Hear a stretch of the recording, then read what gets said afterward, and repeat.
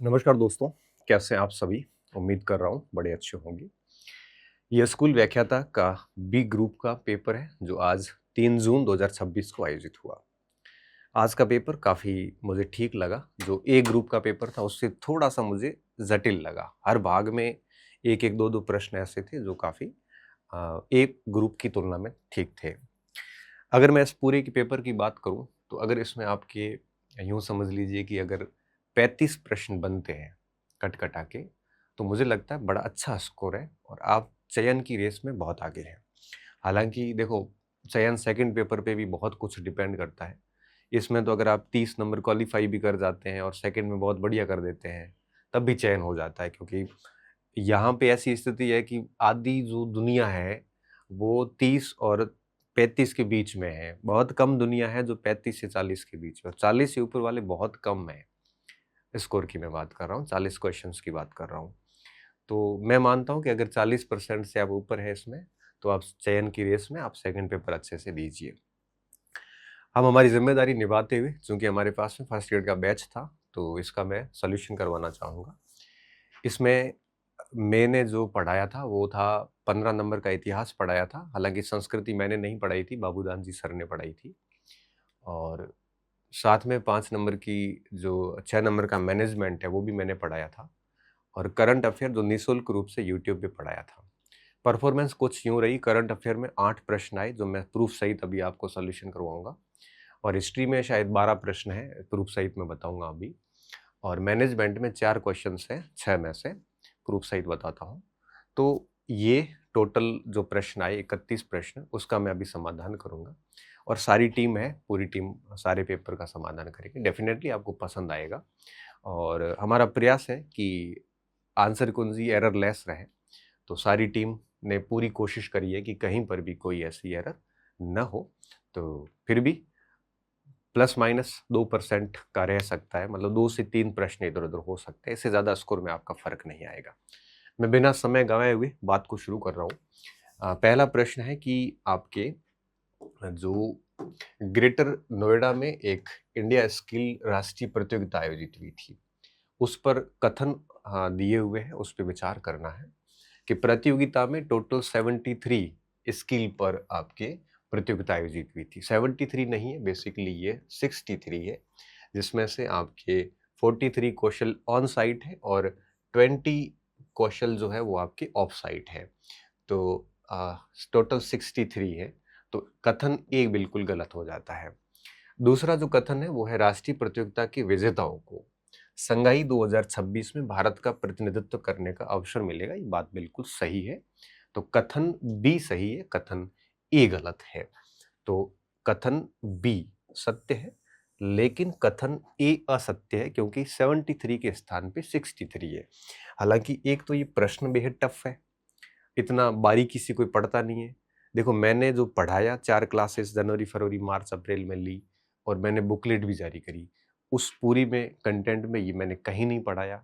एक तो बिल्कुल सूक्ष्म प्रश्न था और ऊपर से 73 और 63 इतना माइनर सा गैप डाल दिया। तो मुझे नहीं लगता है कि ऐसे प्रश्न बच्चे सही कर पाए होंगे। तो ऐसे प्रश्नों को लेके ज़्यादा लोड नहीं लेना है। बट हाँ, इसका आंसर बी सत्य है और ए कथन जो है वो असत्य है। दूसरा प्रश्न जो पूछा गया वो Rajasthan aerospace and defence policy के बारे में पूछा गया। मैंने ये पढ़ाया भी था और इसको बुकलेट में भी ऐड किया हुआ था। बट बात वापस वही है कि इतना याद करना थोड़ा मुश्किल होता है। बट आजकल अच्छी बात ये कि आरपीएससी 3 महीने का करंट पूछती है, तो 3 महीने का करंट याद किया जा सकता है, ऐसी कोई बात नहीं है। हालाँकि इतना डीप आएँ और साल भर का आएँ तो थोड़ा मुश्किल होता है। बिंदु पे आते हैं कि इसमें आवश्यक न्यूनतम निवेश 100 करोड़ होगा।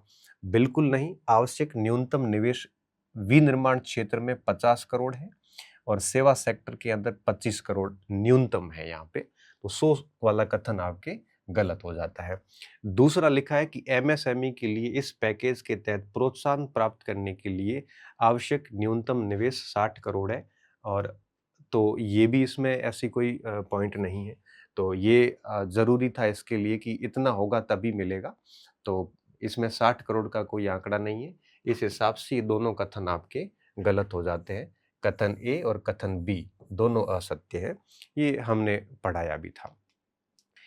राजस्थान दुकान और वाणिज्यिक अधिष्ठान विधेयक 2026 के कथनों पे विचार कीजिए। पहला कथन है कि किसी भी अधिष्ठान में किसी भी कर्मचारी से किसी भी दिन 10 घंटे से अधिक और किसी भी सप्ताह में 60 घंटे से अधिक कार्य न तो अपेक्षा की जाएगी, न ही ऐसा करने दिया जाएगा। अब देखिए कितना माइनर सा है, ये 60 घंटे नहीं है, बेसिकली ये 48 आवर्स है। तो कथन ए हो गया आपके गलत। अब है दूसरा कि 14 से 16 वर्ष के बीच की आय के किसी भी बालक को किसी भी नियोजन में एक दिन में 5 घंटे से अधिक कार्य नहीं करना दिया जाएगा। तो देखो ये पॉइंट जो है ये है किशोरों के लिए 14 से 18 का, न कि 14 से 16 का। पहला बिंदु तो यहाँ गलत हो गया। और दूसरा बिंदु कहाँ गलत हो रहा है कि 5 घंटे की जगह इसमें आता है आपके ऐसा 3 घंटे आता है, रात के समय काम करने की अनुमति नहीं होगी। तो इसमें भी आपके ए और बी दोनों कथन जो है वो आपके असत्य प्रतीत हो रहे हैं। अब दोनों कथनों का असत्य होना एक प्रकार से फिर परीक्षक विद्यार्थियों के लिए समस्या पैदा कर देता है, क्योंकि एक तो आप इसमें तुक्का नहीं मार सकते, दूसरा ये सप्ताह में 16 की 18 ऐसे माइनर से गैप होते हैं तो थोड़ा प्रश्न करना मुश्किल हो जाता है। तीसरा प्रश्न है association of Indian universities west zone vice chancellor meet जो है 25-26 का, ये कहाँ पे आयोजित हुआ? बाकायदा अपने विशेषांक में शामिल किया था कि 17 से 18 मार्च 2026 को उदयपुर के अंदर जनार्दन राय नागर विश्वविद्यालय के अंदर ये उदयपुर में आयोजित किया गया था। तो इसका ऑप्शन क्या बैठेगा? इसका ऑप्शन डी बैठेगा यहाँ पे। तो सीधा सा है, हमने पढ़ा भी था तो इसको किया जा सकता था, इसको आसान कह सकते हो आप। पांचवां प्रश्न है कि बैंकॉक में हुए Asia cup world ranking tournament stage first में राजस्थान में तीरंदाज रजत चौहान ने कितने पदक जीते? तो रजत चौहान ने कुल 3 पदक जीते थे, एक गोल्ड है मिश्रित में और टोटल 2 आपके व्यक्तिगत प्रतिस्पर्धा में कांस्य पदक है। तो एक स्वर्ण पदक, 2 कांस्य पदक, एक स्वर्ण पदक और 2 कांस्य पदक, ये है आपके बी ऑप्शन इसका उत्तर होगा कि कांस्य में 2 है और 1 स्वर्ण पदक है। तो ये प्रश्न भी अच्छा प्रश्न माना जाएगा यहाँ पे। नई दिल्ली स्थित राष्ट्रपति भवन में 13 मार्च 2026 को पर्पल फेस्ट का आयोजन किया गया था। तो इनमें से किसकी प्रतिभा, उपलब्धियों और आकांक्षाओं का जश्न मनाया गया? तो पर्पल स्टेट का आयोजन किया गया। तो पर्पल स्टेट था विशेष आयोजन दिव्यांगजनों की प्रतिभा के जश्न हेतु मनाया गया था। तो यहाँ पे होगा डी ऑप्शन, इसको हमने हमारी बुकलेट में भी ऐड है पेज संख्या 176 के ऊपर, और डी आंसर इसका। ये इजी प्रश्न माना जाएगा क्योंकि ये एक्सपेक्टेड था कि ये प्रश्न पूछा जाएगा। मार्च 2026 में राजस्थान सरकार के संयुक्त उपक्रम राजस्थान स्टेट गैस लिमिटेड को नवाचारों के लिए किस अवार्ड से सम्मानित किया गया? तो राजस्थान स्टेट गैस को डायमंड अवार्ड के लिए सम्मानित किया गया। पेज संख्या 47 पे आप देख सकते हैं। तो ये डायमंड अवार्ड है, इसका आंसर होगा ए ऑप्शन। इजी आंसर है, बड़ा आराम से उत्तर निकल रहा है इसका। उसके बाद है ईरान के साथ अमेरिका इजराइल के बीच जो व्यवधान उत्पन्न हुए, तो उससे निपटने के लिए किस देश में राशन व्यवस्था लागू करने वाला यूरोपियन यूनियन की पहली कंट्री कौन सी है? ये अपने कंटेंट में नहीं था, इंटरनेशनल करंट अफेयर्स हमने बहुत पढ़ाया था, मैंने जनवरी से अप्रैल, बट इसको नहीं पढ़ाया था। इसका आंसर स्लोवानिया है और स्लोवानिया ने ऐसा किया था। यही 2 करंट के क्वेश्चंस थे, एक ये है और एक पहला ग्रेटर नोएडा वाला जो अपने कंटेंट से बाहर थे। 8 क्वेश्चन सीधे अंदर थे। आगे मैं बताता हूँ इसमें। अब देखो कितना बारीकी से प्रश्न किया गया है। मार्च 2026 में जो साहित्य अकादमी पुरस्कार घोषित किए गए 2025 के लिए, उनके संबंधित कौन से कथन सही है, उन पे हमें विचार करना है। पहला कथन है कि 24 भारतीय भाषाओं में, तो ये बात बिल्कुल सही है। 8 काव्य संग्रह, ये बात भी सही है। 6 उपन्यास नहीं है, बल्कि यहाँ पे 4 उपन्यास है और 6 लघु कथाएं हैं। 2 निबंध संग्रह सही, 1 साहित्यिक आलोचना, 1 आत्मकथा सही है और 2 संस्मरण है। अब आप सोचिए कि अगर एक स्टूडेंट पहले, जब हमारा दौर था, जब हम कंपटीशन के एग्ज़ाम देते थे, तो सीधा आता था कि साहित्य अकादमी पुरस्कार कितनी भारतीय भाषाओं में दिए जाते हैं। अब इन्होंने उसमें से भी सब कैटेगरी कौन सी है वो पूछ ली गई है। यद्यपि हमने अपनी जो समसामयिक की विशेषांक जारी करी थी उसमें पेज संख्या 100 और 26 पर ये दोनों जिक्र है, पर बात यह है कि इतना बारीकी से बच्चा कई बार पढ़ने से बचता है। तो मेरा सुझाव आगे यही है कि बच्चों को अब हर एक सूक्ष्म बात को पढ़ते हुए चलिए, कोई भी बात परीक्षा में पूछी जा सकती है। विकल्प 2 है कि राजस्थानी भाषा में लिखी गई कविता भरखमा को पुरस्कार मिला। ये बात बिल्कुल ठीक है, पर ये कविता नहीं है बल्कि ये कहानी संग्रह है। ये देखो कि जितेंद्र कुमार सोनी को कहानी संग्रह भरखमा के लिए, तो ये कविता नहीं है बल्कि कहानी है। इसके हिसाब से दोनों कथन कैसे हैं, असत्य है। इसमें आंसर होगा ए। क्यों? क्योंकि ए भी असत्य है और बी कथन भी असत्य है। इस वजह से आंसर ए बैठेगा कि दोनों कथन असत्य है। अब देखो, बहुत सूक्ष्मता के साथ प्रश्न किया गया। लगने में तो ये प्रश्न आसान लग रहा है, बट प्रश्न थोड़ा सा टफ है और बहुत बारीकी से जिसने पढ़ा है वो ठीक कर सकता है। अगला प्रश्न है कि वह फिल्म जिसने सर्वश्रेष्ठ डॉक्यूमेंट्री के लिए ऑस्कर अवार्ड 2026 जीता है कि शीर्षक में निम्नलिखित में से किस देश के राष्ट्रपति का नाम इंगित है। तो ये शीर्षक जीता है अर्नेस्ट पुतिन ने जीता है, और पुतिन आपको सभी को पता है रूस के राष्ट्रपति है। तो उत्तर क्या होगा? रूस होगा।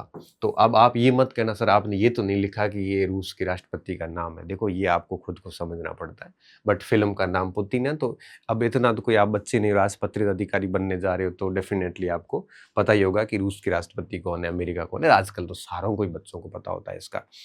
आगे बढ़ते हैं। तो ये करंट के 10 प्रश्न थे। तो सौभाग्य से 10 में से 2 प्रश्न नहीं आए, 8 प्रश्न कंटेंट से आए, और मैंने YouTube के ऊपर निःशुल्क पढ़ा रखा है, आपसे कोई पैसा नहीं लिया था इस बात का। प्रूफ सही सॉल्यूशन नहीं करवाते हैं तो बच्चे खुद बोलना शुरू कर देते हैं कि सर वो आया नहीं, पढ़ाया हुआ। पहले ग्रुप में भी 8 प्रश्न थे, हालांकि मैंने सॉल्यूशन नहीं करवाया। तो फिर नीचे एक बच्चे का कॉमेंट आए कई सारे, सर 4 सवाल ही थे। अब देखो, अब आप अगर ढंग से नहीं देखोगे तो बेटा आपको एक भी नहीं मिलेगा। ढंग से ढूंढोगे तो 10 में से 7-8 भी मिल जाते हैं। तो थोड़ा सा ढंग से, अब आपको अभी भी नहीं ढूंढ पा रहे हो तो परीक्षा हॉल में आप कैसे पढ़े होंगे और उससे पहले कैसे पढ़े होंगे, ये सोचने का विषय है। पॉलिटिकल साइंस के कुछ क्वेश्चंस हैं जो हमारी फैकल्टी ने पढ़ाए थे, बट अभी है नहीं तो मैं सॉल्यूशन करवा देता हूँ कि राष्ट्रपति निर्वाचन 2022 में संसद के प्रत्येक निर्वाचित सदस्य का जो मत मूल्य था वो 700 था। कितना था? 700 था। उसके बाद में निम्नलिखित में से कौन सा भारत के उच्चतम न्यायालय द्वारा जो विभिन्न निर्णय दिए गए, उन निर्णयों में संविधान का जो मूल ढांचे की जो विशेषता बताई उसमें से किसको शामिल नहीं किया गया? देखो, ये सारी शामिल है। न्याय तक प्रभावी पहुंच है, युक्ति युक्तता है, विधि का शासन है, बट जो आपात की उपबंध है ये मूल ढांचे के अंदर इसमें शामिल।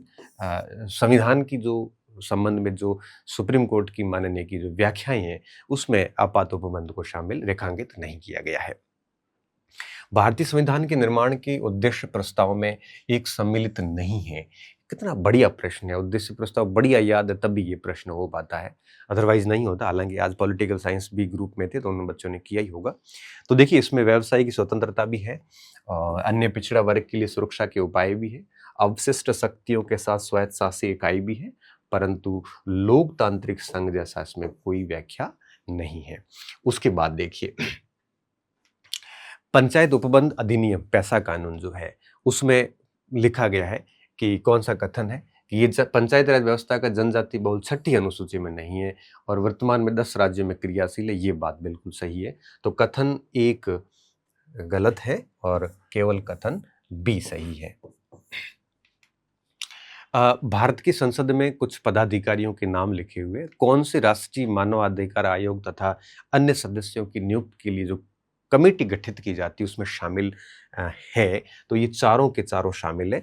इन चारों के नेतृत्व में जो कमेटी बैठती है उसी कमेटी के द्वारा नेशनल ह्यूमन राइट कमीशन के जो चेयरपर्सन है और उसके जो अन्य सदस्य हैं उनकी नियुक्ति की जाती है।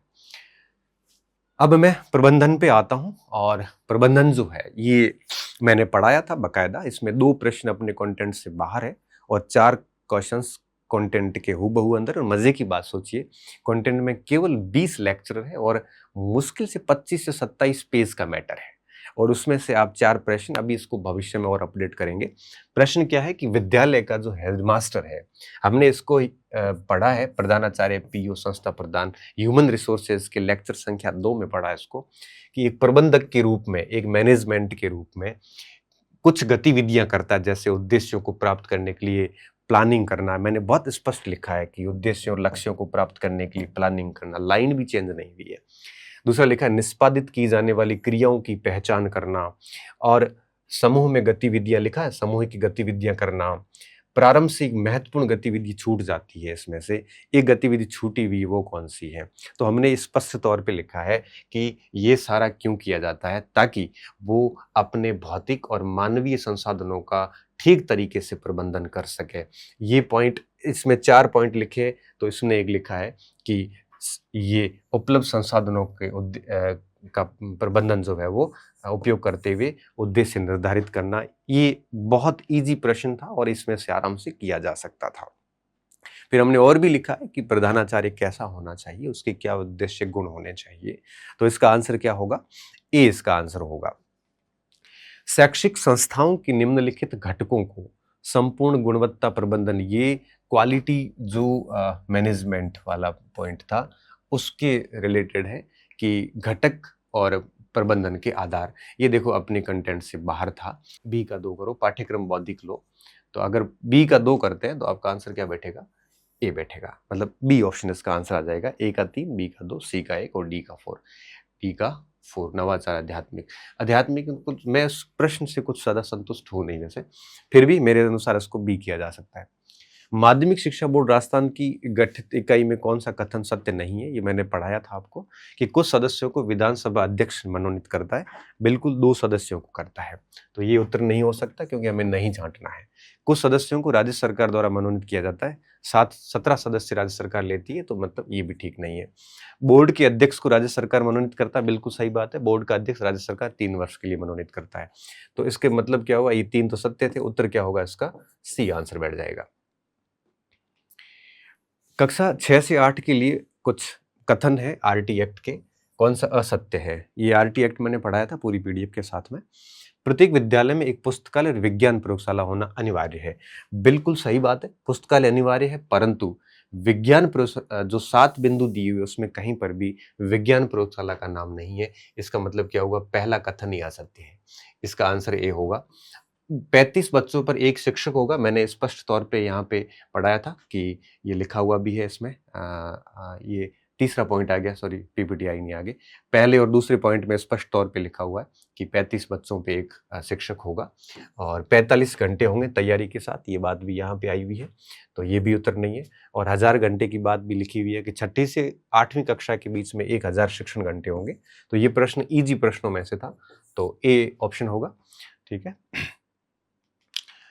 आरएससीआरटी की जो आकलन प्रकोष्ठ है, ये अपनी अप्रोच से बाहर था, हालांकि पढ़ाया नहीं था।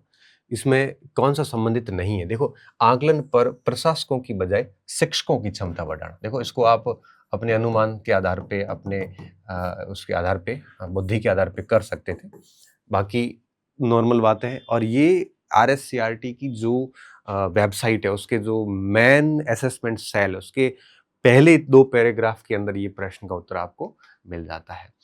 उसके बाद में एनईपी मैंने पढ़ाई थी आपके कि बहुत अच्छी तरीके से, कि लिखा है कि सामाजिक आर्थिक रूप से वंचित छात्रों की संख्या अधिक वाले क्षेत्रों के विद्यालयों में कितना अनुपात होना चाहिए पीटीआर का।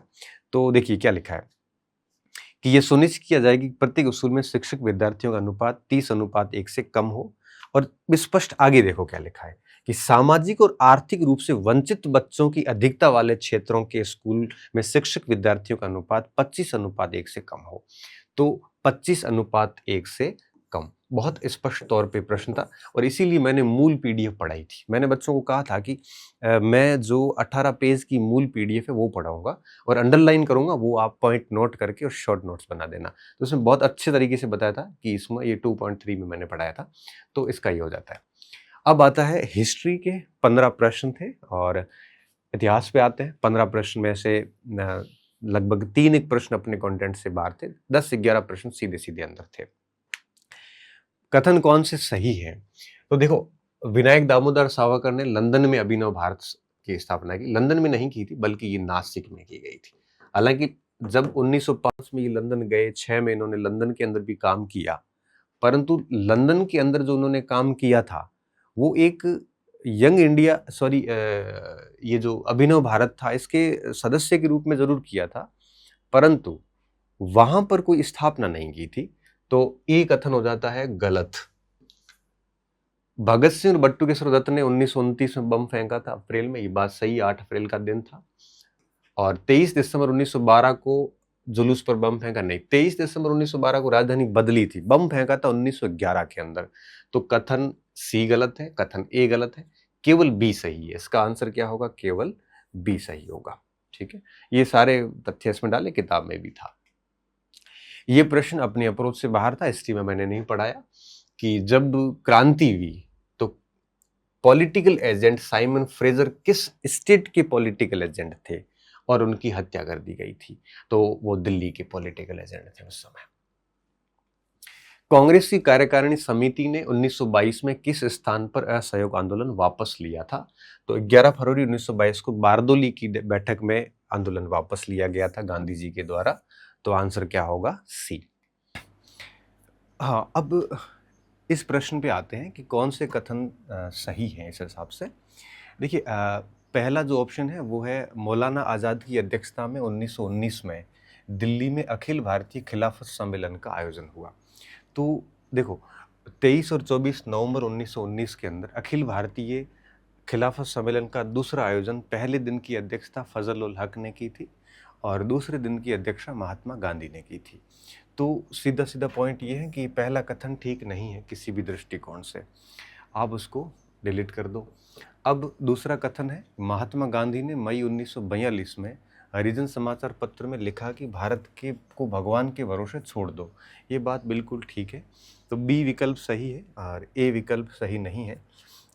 इसके बाद है सी ऑप्शन कि वल्लभ भाई पटेल 1939 में कांग्रेस द्वारा नियोजित राष्ट्रीय योजना समिति, नेशनल प्लानिंग कमेटी में सुभाष चंद्र बोस में ये बात आपको बहुत अच्छे से लिखवा चुकी है, इस किताब में भी लिखी हुई है, आप उस वहाँ पे देख सकते हो। यहाँ पे हालांकि पीपीटी ली नहीं साथ में।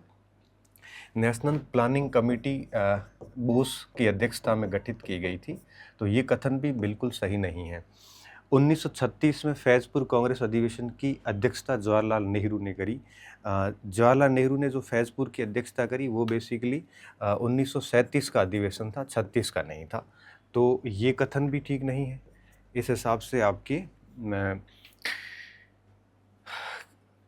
केवल बी सही बैठ रहा है और बी कहीं ऑप्शन ही नहीं है। इस हिसाब से या तो पेपर, एक सेकेंड, कहीं टाइपिस्ट ने तो गलती नहीं करी है टाइप करने में, मैं चेक कर लेता हूँ। मेरे हिसाब से टाइपिस्ट की गलती नहीं है, तो फिर ये एग्ज़ामिनर की गलती लग रही है मुझे। A B B C D और बी, ठीक है। अब इस हिसाब से आपके 1937 में फैज़पुर में हुआ है और पहली बार कोई कांग्रेस का सम्मेलन था जो गांव में हुआ था। तो डेफिनेटली सी तो बिल्कुल ही गलत है और ए बिल्कुल गलत है। तो ए बैठ नहीं सकता, सी बैठ नहीं सकता और ए बिल्कुल गलत है यहाँ पे। तो इस हिसाब से आपके उत्तर जो है वो आपका सेट ही नहीं हो रहा है। बी और डी के हिसाब से आप अगर बी के साथ आरपीएससी जाएगी मुझे डेफिनेटली पता है, बट अगर यही ऑप्शन है तो ये प्रश्न है वो डिलीट होगा। ठीक है, आगे देखिए कि कौन से समाचार पत्र लाला लजपत राय के, तो हमने लिखा है पंजाबी वंदे मातरम, द पीपल, तो तीनों ही लाला लजपत राय के हैं, यहाँ पे बी आंसर आ जाएगा। उत्तराधिकारी युद्ध के दौरान किस मुगल बादशाह ने, शहजादे ने, मेवाड़ की राणा राज सिंह से सहायता मांगी थी? तो औरंगजेब तो खैर फाइनली थे ही थे और साथ ही राज सिंह ने अपने पुत्र सरदार सिंह के फिर शाहसुजा के खिलाफ सेना भेज दी थी, तो शाहसुजा हो नहीं सकता। मुराद औरंगजेब के साथ था, पीछे क्या बचा? पीछे बचा औरंगजेब और दारा शिकोह, ए और बी। अगर आप अच्छे से क्लास पढ़ी है तो मैंने मुराद और औरंगजेब की जो उज्जैन में भेंट होती है उसके बारे में बहुत डिटेल से बताया हुआ है वहाँ पे, तो डी आंसर बैठ जाएगा। चंद्रसेन ने मुगलों से कौन सी लड़ाइयाँ लड़ी थी? तो बेहद आसान है। हालांकि दत्तानी का युद्ध 1583 में हुआ था, सुल्तान देवड़ा और देवड़ा सुल्तान के बीच में हुआ था और अकबर की सेना थी वहाँ पे, मोटा राजा उदय सिंह वगैरह भी शामिल थे। तो सी ऑप्शन हो नहीं सकता यहाँ पे, और बाकी दोनों उत्तर आपके सही है, ए और बी, मतलब कसारों की पोल और रामपोल, ये दोनों युद्ध यहाँ पे हुए थे। ये सिंपल प्रश्न था कि जैसे आहड़ है, कालीबंगा से 6 छिद्रों वाली खोपड़ी प्राप्त हुई है। बैराट से दयानंद सरस्वती ने गोल मंदिर, ये सारे हैं इसमें लिखे हुए। गणेश्वर ये देखो बी का हो गया 4, आपके उत्तर यहीं पड़ जाता है यहाँ पे। और ए का फिर त्रिशूल हो जाएगा, और सी का बैराट गोल मंदिर 1 हो गया, डी का मछली पकड़ने के कांटे हो गए। ठीक है, आंसर ए हो जाता है। ये काफी ठीक प्रश्न था, इजी प्रश्न था। ग्वालियर प्रशस्ति में नारायण की उपाधि, तो हमने लिखा ग्वालियर अभिलेख में नागपुर प्रथम को नारायण की उपाधि दी थी क्योंकि उसने शक्तिशाली अरब सेना को पराजित किया था। तो बी उत्तर हो जाएगा। असहयोग आंदोलन के दौरान राजनीतिक प्रभाव से 1921 में शेखावटी में किस संगठन ने जन संघर्ष किया? तो शेखावटी के क्षेत्र में जन जागृति का कार्य चिरवा समिति द्वारा किया गया। इसकी स्थापना 1918 में हो गई थी, लेकिन यह संस्था 1921 में असहयोग आंदोलन के दौरान सक्रिय हुई थी। तो सीधा सीधा उत्तर है इसका ए। राम स्नेही संप्रदाय के बारे में कौन से कथन सही है? ये अपने संस्कृति की क्लासरूम नोट से है, पीपीटी सीधी ली गई क्लासरूम से। अणभयवाणी, ये अणभयवाणी शाहपुरा पीठ के अंदर अणभयवाणी किताब है इनकी, बात बिल्कुल सही है। खेड़ापा शाखा के रामदास जी संस्थापक थे, तो ये गलत हो गया। फूलडोल महोत्सव राम स्नेही संप्रदाय का एकमात्र वार्षिक मेला है, तो ये कथन सही हो गया। ए और सी इसमें बिल्कुल सही बैठ जाएंगे। 1857 की क्रांति में पाली और अजमेर ब्यावर के बीच में ये लग तखत सिंह रहा है, हालांकि मुझे कहीं स्पष्ट रूप से मिला नहीं। तखत सिंह इसलिए कि जोधपुर का शासक था और जोधपुर के ये क्षेत्र थे, और जोधपुर उस समय अंग्रेजों के साथ खड़ा था, स्पेशली राजा। तो फिर तखत सिंह ही था, क्योंकि मुझे लगता है कि चेलावास के जो युद्ध हुए उसके बाद में एरनपुरा से जो यूनिट दिल्ली के लिए निकली थी, तो ये पूरी पीछे की उस समय की व्यवस्था तखत सिंह ही देख रहे थे। तो इस हिसाब से उत्तर तखत सिंह होना चाहिए इसका। राजपूताना मध्य भारत सभा नागपुर अधिवेशन 1920 में हुआ, चौथा सम्मेलन, और इसी समय राजस्थान केसरी चल रहा था। तो इस हिसाब से मेरे दिमाग में राजस्थान केसरी आ रहा है, और हो सकता है आप इससे आरपीएससी और कहाँ जाती है। तरुण राजस्थान होगा नहीं, क्योंकि 1923 का है, राजस्थान समाचार बाद का है, गजट भी नहीं हो सकता। तो केसरी के चांसेस सबसे अधिक है। ये चित्र शैलियाँ हैं, माना कि 2 चित्र शैली से निकल रहा है आंसर। तो जैसे आपके ये किशन, ये बूंदी शैली के चित्रकार हैं, तो बूंदी शैली का चित्रकार श्री कृष्ण हो जाएंगे। और किशनगढ़ के लालजी दास है, ये लाडली दास है। तो इससे आंसर निकल रहा था, तो फिर दोनों लिए नहीं। एक का सी और बी का ए का सी, बी का ए। ठीक है, ए उत्तर है इसका। लोक नृत्य के संबंध में प्रश्न दिया है कि अग्नि नृत्य जसनाथी संप्रदाय का, बिल्कुल सही बात है। ये राई नृत्य भीलों का है, ये बात भी सही, क्योंकि गवरी नृत्य को राई नृत्य कहते हैं। और वालरा नृत्य मादल व थाली की ताल पर करते, गलत है, क्योंकि वालरा नृत्य में बिना वाद्य यंत्र का ही किया जाने वाला नृत्य है। तो ए और बी इसमें ठीक है, सही पूछे हैं, तो ए और बी बिल्कुल सही है। ये इतिहास के प्रश्न थे। तो मुझे लगता है कि अगर हम ढंग से पढ़ लेते हैं तो इजीली कर जाते हैं। बाकी देखो, पूरा पेपर तो सभी की रेंज से बाहर ही होता है। बस ये है कि 40-50% उसको हो जाता है, और फिर सब्जेक्ट ठीक कर लेते हैं तो हमारा चयन हो जाता है। तो बहुत बहुत धन्यवाद विद्यार्थियों, अच्छी रहिए, मस्त रहिए, पढ़ते रहिए, और आगे की फैकल्टी का सारा सॉल्यूशन सुनना, तो लास्ट तक आप है वो जज कर पाएंगे कि आपका स्कोर है वो कितना होने वाला। धन्यवाद। हम बात करेंगे आज प्राध्यापक भर्ती परीक्षा के प्रथम प्रश्न पत्र में हिंदी से संबंधित जो प्रश्न थे, उन प्रश्नों की 5 ही प्रश्न थे।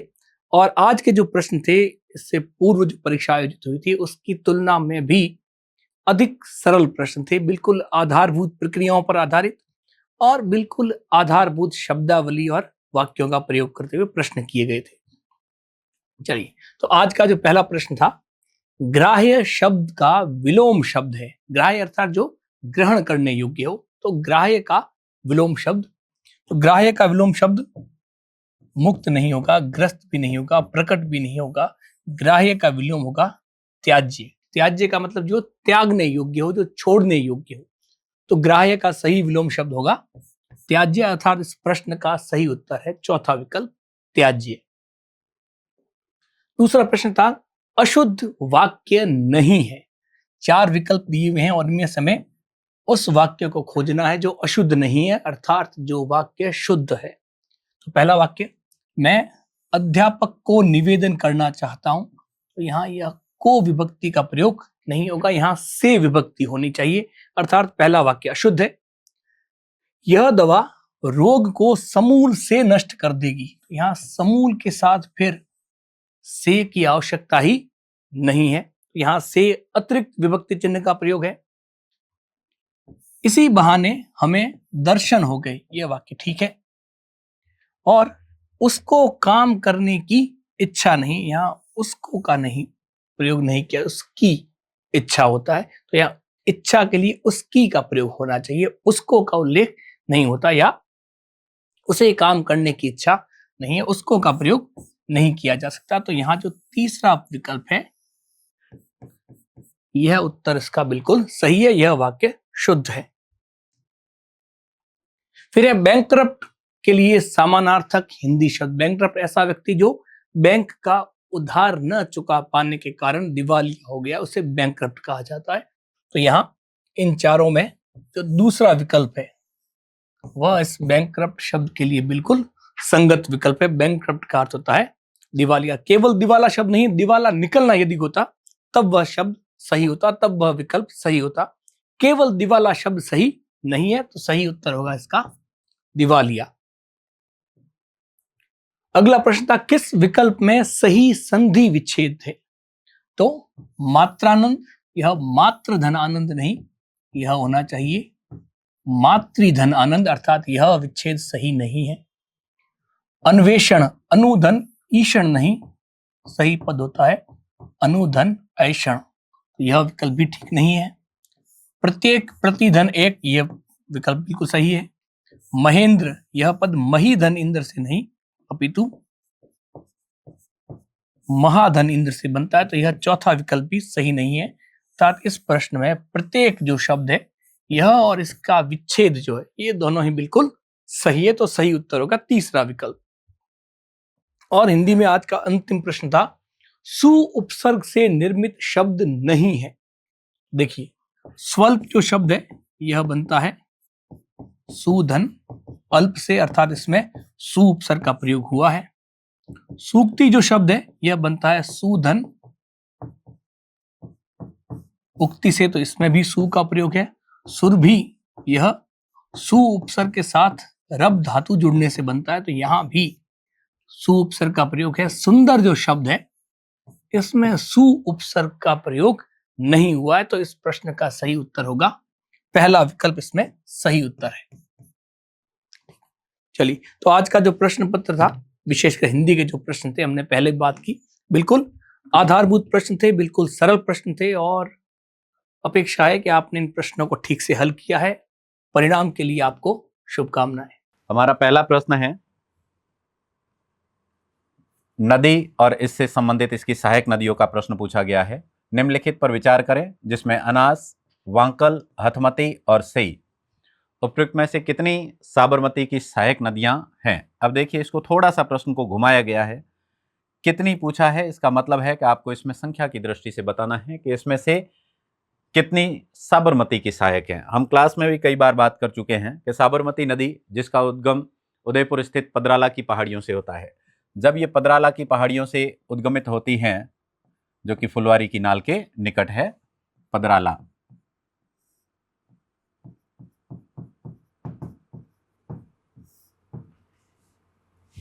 उदयपुर, यहां से जब साबरमती नदी उद्गमित होती हैं तो इसके पश्चात इसकी जो एक मुख्य धारा है जिसे हम वांकल के नाम से जानते हैं, वांकल, और वांकल में इसकी अधिकांशतः वितरिकाएं इसके लेफ्ट साइड से आकर मिलती है, जिसमें चाहे हम मानसी की बात करें,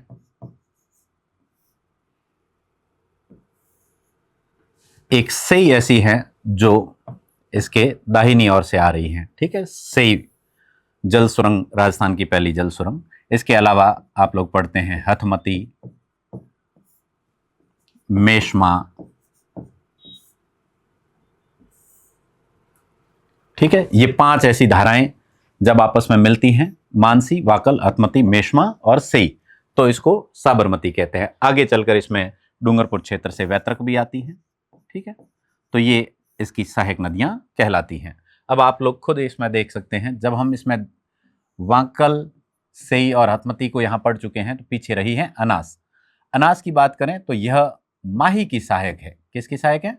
माही की सहायक है, जो कि मध्य प्रदेश से होकर इसमें शामिल हुई थी। इससे जो लास्ट ग्रुप का जो सवाल था उसमें माही की सहायक नदियों को पूछा गया था, इस बार साबरमती की पूछे। तो आपने देखा होगा कितनी हैं, 1, 2 और 3, 3 सहायक नदियां। तो केवल 3 इसकी सहायक नदियां हैं जो साबरमती की सहायक हैं। नेक्स्ट सवाल है, उत्तर हो गया इसमें ऑप्शन नंबर 2। अगला प्रश्न है, कृषि विभाग राजस्थान के अनुसार उदयपुर तथा कोटा में अधिकांशतः निम्नलिखित में से किस प्रकार की मिट्टी पाई जाती है? देखिए, हम लोग यहाँ पर मृदा वर्गीकरण को पढ़ते हैं, तो एक है सामान्य वर्गीकरण, दूसरा है कृषि विभाग के द्वारा, और राजस्थान कृषि विभाग के द्वारा राजस्थान की मिट्टियों को 14 भागों में बांटा गया है। आपने नाम सुने होंगे, रेवेरिना, साइरोजैक्स, जिप्सीफेरस, पर्वतीय मिट्टी, भूरी मिट्टी, और इस प्रकार की जो आपको लाल लोम मिट्टी इत्यादि जो देखने को मिलती है। उसमें हम यहाँ कोटा और उदयपुर की बात करें तो कोटा और उदयपुर में पर्वतीय मिट्टी का विस्तार देखा जाता है। ठीक है, लाल लोम मिट्टी की बात करें तो इसमें मैं यहाँ सामान्य वर्गीकरण की बात नहीं कर रहा हूँ। सामान्य वर्गीकरण में आप लोग हाड़ौती के पठार में आप लोग काली मिट्टी पढ़ते हैं, जबकि मध्यम काली मिट्टी की बात करें तो ये हाड़ौती के पठार के जिलों के साथ साथ में सवाई माधोपुर आदि जिलों में भी, भरतपुर तक में इसका विस्तार बताएगा। किसके अकॉर्डिंग? कृषि विभाग के इस वर्गीकरण के अकॉर्डिंग। तो हम यहाँ पर्वतीय मिट्टी की बात करेंगे तो आप सीधे सिर्फ अरावली पर मत जाना, क्योंकि इसमें कोटा भी शामिल है। ठीक है, तो उदयपुर और कोटा में पर्वतीय मिट्टी का विस्तार पाया जाता है। नेक्स्ट है, राजस्थान के संदर्भ में निम्नलिखित कथनों पर विचार करें। राजस्थान के परिचय को लेकर ये सामान्य सब जो कथन दिए गए हैं, आप इस पर विचार करेंगे तो हम देखते हैं कि इसमें देशांतर के बारे में पूछा गया है, लंबाई चौड़ाई के बारे में पूछा गया है, और अक्षांश के बारे में पूछा गया है, तथा अंतर्राष्ट्रीय सीमा के बारे में पूछा गया है। जब हम लोग अक्षांश और देशांतर की बात करते हैं तो राजस्थान का अक्षांशीय विस्तार आरंभ होता है 23 डिग्री 3 मिनट, 03 है, ये 30 नहीं है, नॉर्थ से 30 डिग्री 12 मिनट नॉर्थ। ठीक है, इसमें हमें क्या मिला है? सबसे उत्तरी अक्षांश 30 डिग्री 12 मिनट उत्तर, ये सही है। इसके बाद में हमें देशांतरीय विस्तार की बात करनी है, तो देशांतरीय विस्तार शुरू होता है 69 डिग्री 30 मिनट पूर्वी देशांतर से, 78 डिग्री 17 मिनट पूर्वी देशांतर। अब देशांतर का यहाँ पे कथन क्या है? देशांतर का है कि सबसे पूर्वी देशांतर क्या है? सबसे पूर्व में देशांतर है 78-17, तो 78-17 पूर्वी सही है। इसके बाद में आते हैं पूर्व से पश्चिम की लंबाई। अब यहां से आप देखें तो ये है पूर्व से पश्चिम, यानी कि धौलपुर से लगाकर जैसलमेर के बीच की इसकी चौड़ाई कितनी है? तो हम लोग पढ़ते हैं कि राजस्थान की यह चौड़ाई 869 किलोमीटर है, जबकि अगर उत्तर से दक्षिण की ओर पूछा होता तो ये होती 826 यानी 826 किलोमीटर। तो यहां पूछा गया है पूर्व से पश्चिम 869 होनी चाहिए, जबकि उसकी जगह पर कितनी हो रही है? ये इन्होंने लिखी है 896, जो कि गलत कथन है। ठीक, ओके। इसके बाद में आते हैं अंतर्राष्ट्रीय सीमा की बात करें तो अंतर्राष्ट्रीय सीमा जो कि हिंदुमलकोट श्री गंगानगर से लगाकर शाहगढ़ या बाखासर बाड़मेर तक,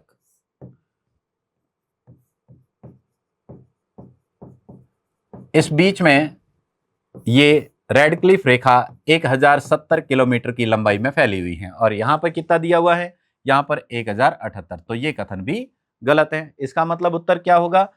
इसने पूछा है कि कितने सही कथन है? कितने हैं? 2 है।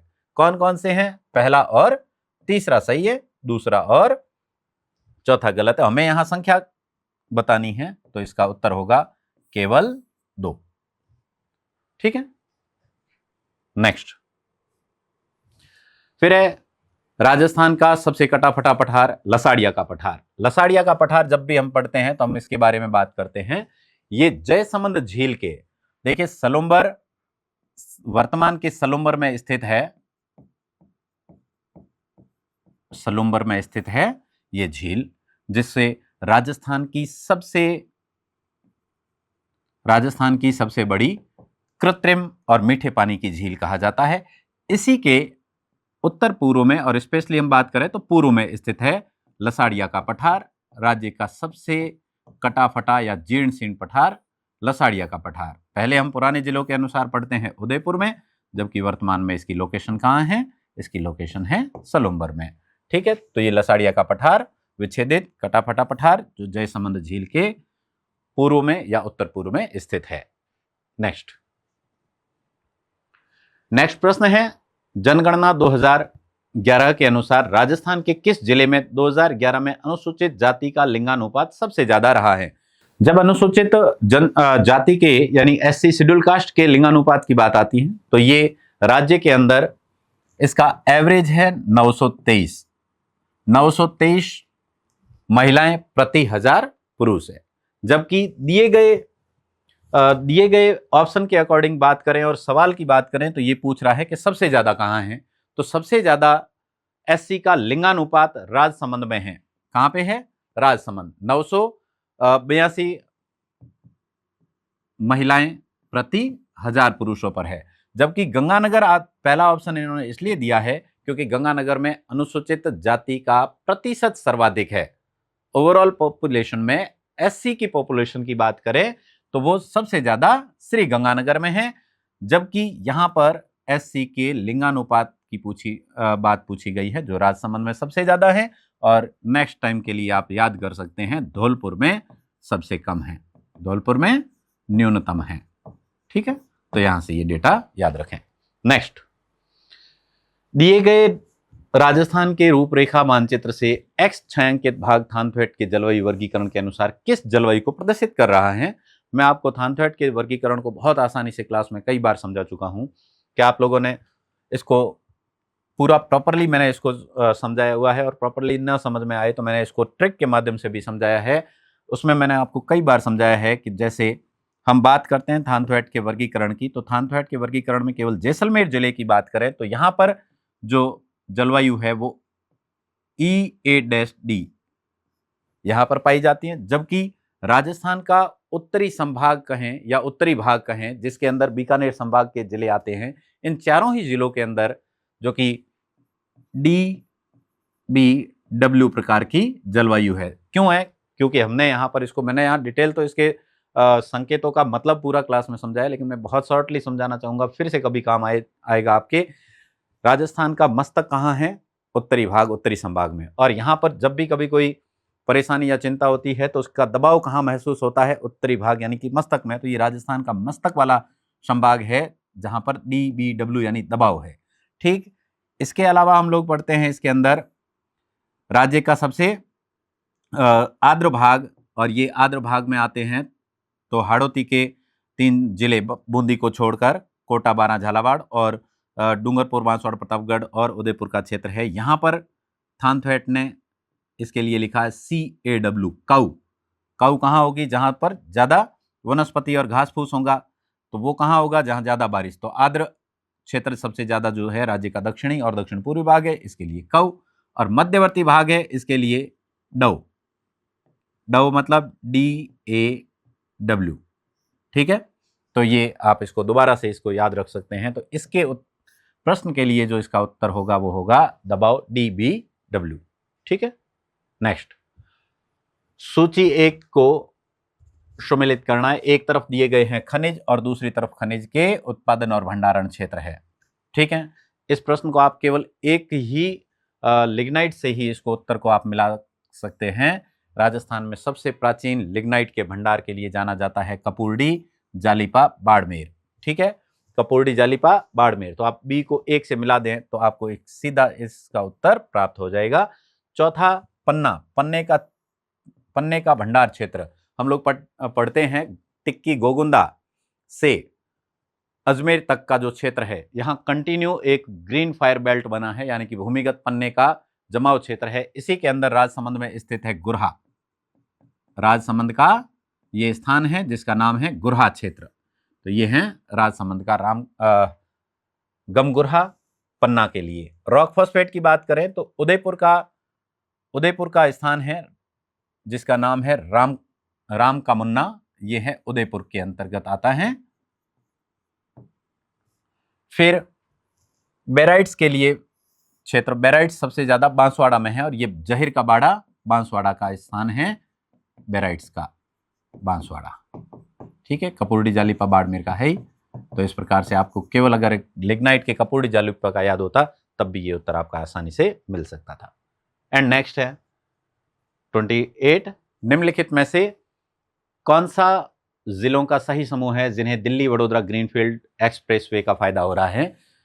हमारे यहाँ पर भारतमाला प्रोजेक्ट के अंतर्गत देश के अंदर सामरिक महत्व की और पर्यटन और धार्मिक महत्व के स्थानों को जोड़ने के लिए एक प्रोजेक्ट चलाया जा रहा है, भारतमाला प्रोजेक्ट। और इसी भारतमाला प्रोजेक्ट के अंतर्गत राजस्थान के अंदर कुछ ग्रीनफील्ड एक्सप्रेसवे चलाए जा रहे हैं। इसी के अंतर्गत जब हम लोग NH-48 की बात करते हैं, राष्ट्रीय राजमार्ग संख्या 48, और ये एक हमारे जिसका पुराना नाम हुआ करता था NH-8, ये हमारे भारत का सबसे व्यस्ततम राष्ट्रीय राजमार्ग है। इसके भार को कम करने के उद्देश्य से इसके सप्लीमेंट्स के रूप में दिल्ली से वडोदरा की ओर एक, या डायरेक्ट अगर बात करें तो यह दिल्ली मुंबई ग्रीनफील्ड एयरपोर्ट कहलाता है, जिसे दिल्ली वडोदरा ग्रीनफील्ड एयरपोर्ट भी कहते हैं। ये NH-148N के नाम से जाना जाता है। क्या है? NH-148N। ये एक भारतमाला प्रोजेक्ट की सड़क है, एक्सप्रेसवे है। NH-48 के सप्लीमेंट्स के लिए है, इसलिए इसका नाम रखा NH-148N यानी न्यू। अब देखें तो ये हमारे यहाँ राज्य के अंतर्गत अलवर से प्रवेश होता है, अलवर से भरतपुर के क्षेत्र में, भरतपुर से दौसा, दौसा से होता हुआ ये सवाई माधोपुर, टोंक, बूंदी, कोटा और झालावाड़ क्षेत्र से होता हुआ आगे की और राजस्थान को पार करता हुआ वडोदरा पहुंचता है। तो इस प्रकार से इसका लाभ किसको मिल रहा है, इस ग्रुप को आप देखेंगे तो आपको स्पष्ट रूप से पता चलेगा। भरतपुर, दौसा, कोटा और झालावाड़ इन जिलों से होकर गुजरेगा, तो इन्हीं को इसका लाभ प्राप्त होगा, NH-148N। ठीक है, नेक्स्ट। राजस्थान में वर्ष 2022-23 में चावल का सर्वाधिक उत्पादक जिला, राजस्थान में 2022-23 के आंकड़ों के अनुसार अगर चावल के उत्पादन की बात करें तो सबसे ज्यादा चावल का उत्पादन किया था बूंदी ने। बूंदी था फर्स्ट और हनुमानगढ़ था सेकंड। ठीक है, बूंदी। एंड नेक्स्ट,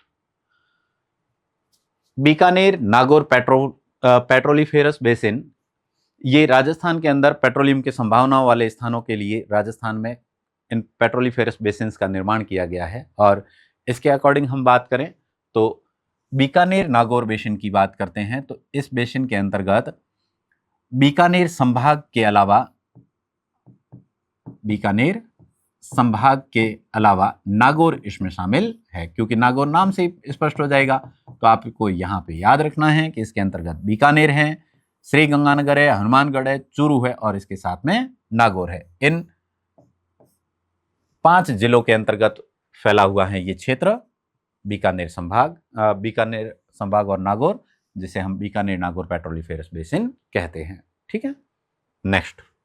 तो इसमें पूछा गया है कि कौन सा जिला शामिल नहीं है, तो आप इसमें से निकाल दीजिए सीकर को, बाकी वाले ये तीनों ही हैं। तो इस प्रकार से ये अपने राजस्थान ज्योग्राफी के कुछ महत्वपूर्ण प्रश्न थे, जो बेसिकली अगर हम बात करें तो अपने क्लास नोट्स के अंदर सारे के सारे ये दिए गए हैं। आप आराम से इसे चेक भी कर सकते हैं। मैंने हालांकि इसके प्रूफ इसमें नहीं लगाए हैं, फिर भी आप चाहें तो क्लास नोट्स से मिलान भी कर सकते हैं। ठीक है, तो इस प्रकार से ये हमारे राजस्थान ज्योग्राफी के सभी प्रश्न यहाँ पर पूरे होते हैं। फिर नेक्स्ट सॉल्यूशन के साथ में हाजिर होंगे, तब तक के लिए धन्यवाद। नमस्कार, स्टार्ट करते हैं। देखिए, आज वाला जो पेपर मैं ये बोल सकता हूँ कि 2 से 3 क्वेश्चन ऐसे हैं जो मेरा मानना है कि नहीं पूछे जाने चाहिए थे। कौन कौन से क्वेश्चन थे जो नहीं पूछे जाने चाहिए थे, उन पर डिस्कशन कर लेते हैं थोड़ा। कि श्रेणी का अगला पद है। बेटा देखिए कि सिंपल क्वेश्चन था सीरीज का आप लोगों के, बिल्कुल। अब इस क्वेश्चन के अंदर करना क्या है, देखिए, अगर हम चलते हैं 57 से 69 की ओर, 57, 67, 69, क्लियर है बेटा यहाँ से। अगर हम थोड़ा सा ध्यान से इन सभी क्वेश्चंस को देख रहे हैं, देखिए 2-3 पैटर्न लग रहे हैं। पहली चीज तो सारे 3 से डिविजिबल है, सभी को 3 से विभाजित कर देते हैं 1 मिनट के लिए, यहां से आप लोगों को पैटर्न मिल जाएगा। ठीक है, 57 को 3 से विभाजित करेंगे 19 आएगा, 69 को डिवाइड करेंगे तो 23 आएगा, 87 को करेंगे तो 29 आएगा, 93 को करेंगे तो 31 आएगा, 111 को करेंगे तो आपके पास 37 आएगा। अब नोटिस कर रहे हो सारे, ये सारे के सारे प्राइम नंबर है, अभाज्य संख्याएं हैं, लगातार अभाज्य संख्याएं दे रखी है। पिछले पेपर में भी एक ऐसा क्वेश्चन था, इसमें भी एक ऐसा बना है। तो बेटा आपको पता है कि देखिए, अगर मैं बात करूं ये जो लगातार आपके अभाज्य संख्या इनको 3 से गुणा करते जाओ अगर तो ये सारे नंबर मिलेंगे। 37 के बाद अगली अभाज्य संख्या तो आप बोलोगे सर 41 आती है। ठीक है, डिफरेंस आ गया। 41 को 3 से गुणा करोगे तो ये 123 आ जाएगा। यानी अगली संख्या जब 123 होगी तो ये पूरी सीरीज पूरा पैटर्न बनेगा। यानी 123 के अंदर आप भाग दोगे तो 41 आएगा। Option number 1 right. ठीक है बच्चों, अगला क्वेश्चन दे रखा निम्न बंटन का बहुलक है। आपको याद होगा अभी हमने जो एक क्लास ली है इंपॉर्टेंट क्वेश्चन की, उसके अंदर हमने एक ऐसा सेम क्वेश्चन करा है। देखिए आपको पता है बहुलक के बारे में सभी को, मैक्सिमम फ्रीक्वेंसी क्या है 26, 26 के संगत बहुलक वर्ग आ गया 202। क्लियर है। जो मैक्सिमम फ्रीक्वेंसी दे रखी है आपके ये F1 होगा। इससे पहले वाले को हम F0 नाम देते हैं, बाद वाले को नाम देते हैं F2। ये बहुलक वर्ग है जिसके अंदर निचली सीमा आपके आ गई L। तो बेटा Z इज इक्वल टू होता है आपको पता है L plus F1 minus F0 upon में 2F1 माइनस में F0 माइनस में F2 गुणा में आ जाता है H। सारी वैल्यू रख देते हैं Z इज इक्वल टू, सारे के सारे मान रख दो यहाँ पे बेटा। तो Z इज इक्वल टू आ जाएगा L का मतलब lower limit 201 plus F1 26 minus F0 12 बटे में आ जाएगा 2F1 26 2 52 माइनस F0 12 माइनस में 20 गुणा के अंदर सभी में डिफरेंस एक एक का तो एक आ जाएगा बच्चों। तो ये आ जाएगा 201 प्लस 26 माइनस 12 होगा 14 बटे में आ जाएगा 20 30 32 बटे में आ जाएगा 20 गुणा 1 पढ़ा रहने दो। 2 से काटा 7 बार, 2 से काटा 10 बार, 7 में 10 का भाग देंगे 0.7 आ जाएगा। तो आंसर आ जाएगा 201.7 या 201.70। तो बेटा राइट आ जाएगा पहला। यानी देखिए बहुलक का वर्गंतराल का क्वेश्चन बना है तो अगली शिफ्ट के अंदर आप याद रखना माध्यिका का क्वेश्चन इंपॉर्टेंट रहेगा। माध्यिका का क्वेश्चन L प्लस एन बटे 2 माइनस सी एफ अपॉन के अंदर F इंटू एच क्वेश्चन बन सकता है, माध्यिका का इंपॉर्टेंट रहेगा। अगला कह रहा है 8, 15 और 24 से विभाजित होने वाली न्यूनतम पूर्ण वर्ग संख्या। देखिए अपना वाला तरीका बेस्ट है 8, 15, 24। ठीक है, करने के काफी तरीके हैं लेकिन मैं आपको बेस्ट तरीका बताता हूं। हमें एलसीएम वगैरह नहीं निकालना, सीधा हम करते हैं बचपन वाला तरीका। 2 का भाग देंगे 4 बार, 2 का भाग जाएगा नहीं 12 बार, फिर 2 का भाग देंगे 2 बार, फिर 2 का भाग इसके अंदर जाएगा बेटा आपके नहीं 6 बार, फिर 2 का भाग देंगे तो आप बोलोगे सर 1, 15, 3। ओके रिपोर्ट है। फिर अगर अपने भाग देते हैं इसके अंदर अगले में तो ये आ जाएगा 3 का भाग देना पड़ेगा, 1 की जगह 1, 3 5 15, 1। फिर भाग देना पड़ेगा बेटा 5 का, 1 1 1। आपको पता है बेटा पूर्ण वर्ग मतलब जोड़े बनाने, एक जोड़ा ये बन गया, इसके लिए किसकी कमी है 2 की, इसके लिए कमी है 3 की, इसके लिए कमी है 5 की। पहले वालों का एलसीएम आ रहा था 2 2 4 2 8 3 24 5 120। बेटा 120 का गुणा करना पड़ेगा 5 3 15 15 2 30 से, तो 12 3 3600 इसका आंसर आ जाएगा। 3600 एक पूर्ण वर्ग भी है और इन तीनों से विभाजित होने वाली न्यूनतम पूर्ण संख्या भी पूर्ण वर्ग संख्या भी है बेटा। 2400 तो वैसे ही पूर्ण वर्ग नहीं है। अगला एक निश्चित कूट भाषा में बेटा देखिए क्या कर रहा है UNIV और ये लिखा हुआ है आपके UNIV ERSE और कोड लिख रहा है। ठीक है, और कोड क्या लिख रहा है बेटा आपके UHMT फिर लिख रहा है FTSF। ओके रिपोर्ट है, ध्यान से देखते हैं। अगर मान लीजिए मैं इस शुरुआत के 4 को पलट देता हूं, ये क्या बनेगा बेटा VINU। बेटा V में से 1 कम कर रहा है, I में से 1 कम कर रहा है, N में से 1 कम, U में से 1 कम। ठीक है, और अगर मैं फिर इन चारों को भी पलट देता हूं, अगर मैं इन चारों को भी पलट देता हूं, ये क्या बनेगा ESRE EFSTRSEF बन रहा है। क्लियर है। लास्ट में क्या पूछा है CONFUSED, यही है ना बेटा। तो इनको पलट देते हैं तो ये बनेगा FNOC, इसको पलट देते हैं तो ये 4 बनेंगे DESU। बेटा इनमें से एक एक कम करना है, पहले वालों में से लास्ट वालों में एक एक जोड़ रहे थे हम, तो इसमें से एक कम करेंगे, ये क्या आ जाएगा हमारे पास EMNOB। इनमें एक एक जोड़ दो DEEFSTUV। तो EMNB देखते हैं, EMNB इन 2 में नहीं है, ये 2 गलत हो गए। EMNB EFTV पहले में बन रहा है तो पहला राइट हो जाएगा बेटा इसमें। ठीक है, अच्छा क्वेश्चन है सीरीज का, पार्टीशन से रिलेटेड है। लड़कियों का औसत, यानी बेटा देखिए गर्ल्स भी हैं और बॉयज भी हैं। मैंने आपको बताया हुआ है कि जब 2 अलग अलग मान दिए हों और उनका औसत मान दिया हो तो एलिगेशन बेस्ट है। लास्ट क्लास में मैं ये आपको करवा के भी गया हूं, आप देख सकते हैं। गर्ल्स का एवरेज है बेटा, औसत भार है 54 और बॉयज का औसत भार है आप लोगों के लड़कों का है 64, एवरेज है 57। एलिगेशन लगा दो यानी क्रॉस डिफरेंस। ये लीजिए बेटा, 57 में से 54 को घटाएंगे 3, 64 में से 57 को घटाएंगे 7। लड़कियों के नीचे लड़कियों का अनुपात, लड़कों के नीचे लड़कों का। लड़कियों का परसेंट बताना है, टोटल लड़के और लड़कियां मिला के 10। तो बेटा ये लीजिए गर्ल्स परसेंट, गर्ल्स आ गई 7, टोटल कितनी थी 10 में से, गुणा में आ गया 100, 0 से 0, 7 गुणा 10 कितना परसेंट आ गया, 70%। ये लीजिए, सो राइट आंसर आ जाएगा आपका 70 यहां से। 3 समान घनों को एक के बाद एक जोड़कर एक घनाभ बनाया गया। बेटा ये लीजिए, सभी को पता है, किए हुए हैं, बहुत क्वेश्चन किए हैं बेटा ऐसे हमने। अगर आप लोगों को याद हो तो अच्छी बात है, अगर आप लोगों को याद नहीं है तो भी कोई बात नहीं, सब अच्छी बातें ही हैं। ये लीजिए, ये हमने इनको जोड़ दिया, ये लो, क्लियर है। अब इनको जोड़ के हमने बना लिया एक घनाभ। मुझे नहीं पता था, मैंने भुजा एक एक एक मान ली, ये लो, क्लियर। अगर मैं घनाभ की बात करें तो किसी एक मेजरमेंट पे फर्क पड़ेगा। लंबाई क्या होगी बेटा, लंबाई होगी 3, चौड़ाई पहले भी एक थी अभी भी एक होगी, ऊंचाई भी एक ही है, कोई फर्क नहीं पड़ा, केवल एक माप पे फर्क पड़ा है। इस प्रकार बने घनाभ, इस प्रकार बने घनाभ व एक घन के पृष्ठीय क्षेत्रफलों का अनुपात। इस प्रकार बने घनाभ का पृष्ठीय क्षेत्रफल, घनाभ का पृष्ठीय क्षेत्रफल व घन के पृष्ठीय क्षेत्रफलों का अनुपात। 3 समान घनों को एक के बाद एक जोड़कर एक घनाभ बनाया जाता है आप लोगों के, और इस प्रकार बने घनाभ व एक घन के पृष्ठीय क्षेत्रफलों का आप लोगों से पूछा गया है अनुपात बेटा। अब घनाभ की बात करते हैं तो घनाभ का टीएसए होता है बेटा, आपको पता है 2 गुना लंबाई चौड़ाई, यानी 3 गुना 1 प्लस 1 गुना 1 प्लस 1 गुना 3। यह आ गया 3 और 1 4 और 3 7 हुए 14 अनुपात। घन की बात करते हैं बेटा, 3 घन है तो 3 गुना, क्लियर है, 3 घन हो गए, 6 गुना भुजा स्क्वायर, 6 गुना भुजा स्क्वायर, 6 गुना भुजा स्क्वायर, तो ये आ जाएगा 6 गुना भुजा का स्क्वायर।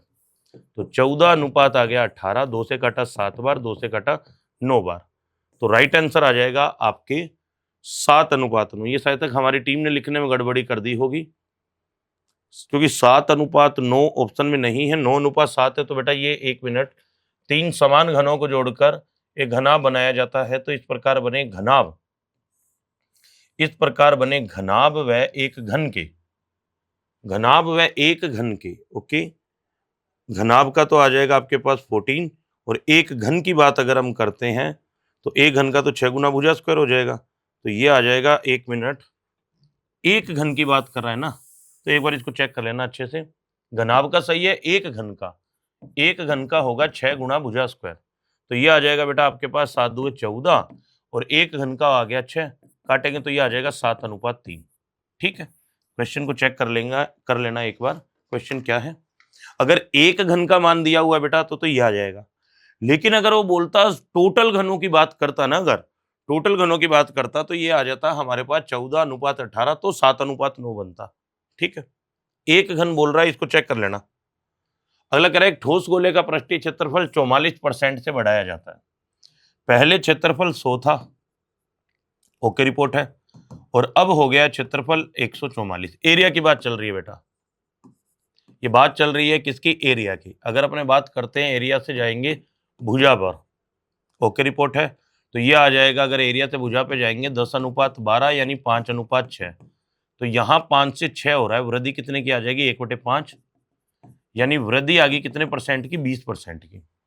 आयतन में प्रतिशत वृद्धि, यानी बेटा देखिए गोले का पृष्ठीय क्षेत्रफल बढ़ा है, आर में वृद्धि हो रही है 20% की, क्लियर है। तो बेटा आपको सिंपल सा तरीका, जो ओरिजिनल वैल्यू थी, जो भी आपने इसकी मान माना था, गुणा में आ जाएगा 120/100 गुणा 120/100 गुणा में आ जाएगा 120/100, क्लियर है, कोई दिक्कत वाली बात नहीं है। 3 जीरो से 3 जीरो कट गई, ये लो, 12 का क्यूब 1728, बटे में कितना आ जाएगा बेटा हमारे पास, अगर बटे की बात करते हैं तो हमारे पास वैल्यूज आ जाएगी।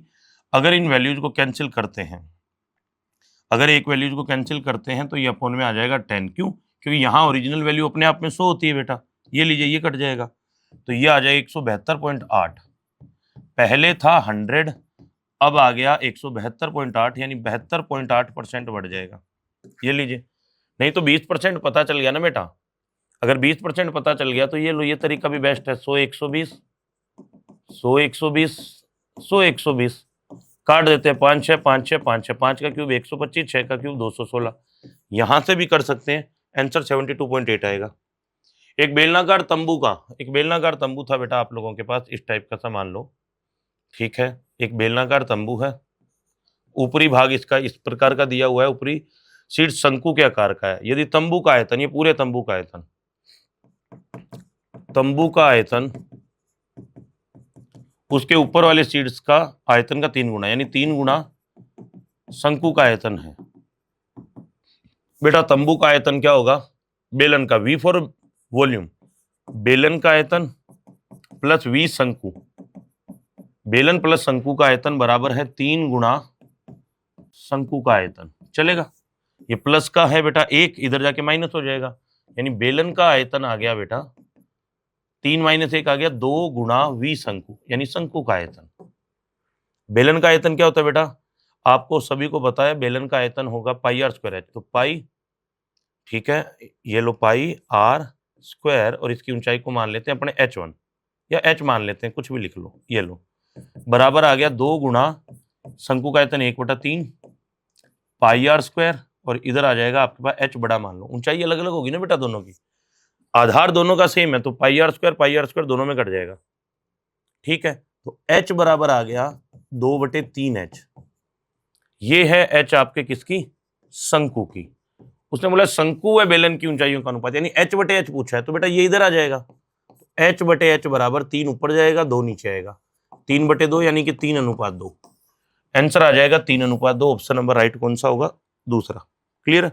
शंकु व बेलन पूछा है, ठीक है, डन। अगला क्वेश्चन कह रहा है यदि बहुपद का एक शून्यांक दूसरे शून्यांक का व्युत्क्रम है। बेटा करवाया हुआ है ऐसा क्वेश्चन, कोर्स में ऐसे क्वेश्चन कराए हुए हैं। माना शून्यांक, मान लो अल्फा व 1/अल्फा है, एक अल्फा है तो दूसरा उसका व्युत्क्रम 1/अल्फा हो गए। अब बेटा गुणनफल की बात करते हैं, शून्यांकों का गुणनफल अल्फा गुणा 1/अल्फा बराबर क्या होता है? c/a। योगफल होता है -b/a, तो ये होता है c/a। ये लीजिए बेटा, c की बात करते हैं तो c कितना है? -k-2 अपॉन a की बात करते हैं x² का गुणांक है 6, ये कट गया, 1 बराबर माइनस से अंदर गुणा कर दो, तो ये आ जाएगा 1 बराबर 2 - k/6, 6 ऊपर चला गया, तो 6 बराबर 2 - k। ओके रिपोर्ट है बेटा, प्लस का 2 इधर जाके माइनस हो जाएगा, तो 6 - 2 बराबर -k, 6 - 2 बराबर 4 होता है, -k बराबर 4, तो k बराबर आ जाएगा, दोनों साइड माइनस से गुणा करेंगे तो -4। ये लीजिए, k का मान आ जाएगा आपके -4। सिंपल क्वेश्चन है। अगर मैं इस क्वेश्चन की बात करूं तो ये क्वेश्चन नहीं देना चाहिए था। x² + 1 से विभाजित किया जाता है, तो x² + 1 बराबर आ जाएगा 0। क्लियर है? ये पूर्णतः विभाजित हो रहा है, मतलब ये इसका गुणनखंड है। गुणनखंड है तो सेटिस्फाई करेगा, सेटिस्फाई कर रहा है तो गुणनखंड होगा। तो x² बराबर आ गया -1, स्क्वायर रूट लेंगे तो x बराबर आ जाएगा √-1, यानी ये वैल्यू किसके बराबर आ गई? आयोटा। ऋणात्मक संख्याओं का वर्गमूल आयोटा। अब देखिए बेटा, ये बहुत बड़ी बात है। हमने नंबर सिस्टम जब टॉपिक स्टार्ट किया था, आप हमारे कोर्स में जाके देखिएगा, अक्सर बच्चे बोलते हैं सर आप ये क्यों करवा रहे हो, जबकि ये तो पूछा ही नहीं गया। बेटा हमने हमारे कोर्स में बकायदा जब स्टार्ट हुआ है टॉपिक, हमने बताया कि बेटा आ सकता है, कोई पता नहीं है, और हमने काल्पनिक संख्याओं के बारे में भी बताया हुआ, उसमें हर बैच में बताया है। तो बेटा इधर देखिए, x की जगह जहां जहां x है आयोटा रख दो, तो ये हो गया आयोटा की पावर 4 प्लस आयोटा का क्यूब प्लस a गुणा आयोटा स्क्वायर प्लस में iota plus b। Okay report है, विभाजित होता है तो a - b बराबर 0।